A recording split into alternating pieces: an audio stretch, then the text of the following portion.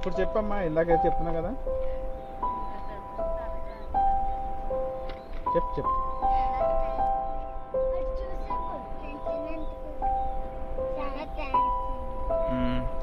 ఇందాక ఏదన్నా కదా. నచ్చినాయా మీకు? ఇవి బాగున్నాయా? మరి ఏసే ప్రేమ అంటే ఇలాగే ఉంటుంది, అర్థమైందా? స్కూల్కి వెళ్ళండి, ఓకేనా? చదువుకోండి, ప్రార్థన చేసుకోండి. దేవుడు కూడా మీకు ఎలాంటివి కావాల్సిన ప్రతిదీ దేవుడు ఏం చేస్తాడు, ఇస్తాడు. మీకు ఇంకా ఎలాంటి బోర్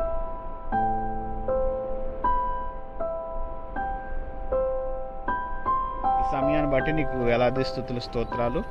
ఇక్కడున్న బిడ్డలకు ఈ చిన్న గిఫ్ట్స్ సహాయం చేయడానికి కృప చూపించావు, నీకు వందనాలు. ఇలాంటివి అనేకమైనవి వారికి దయచేయాలి, వారికి ప్రతి అవసరత వారు తీర్చబడాలి.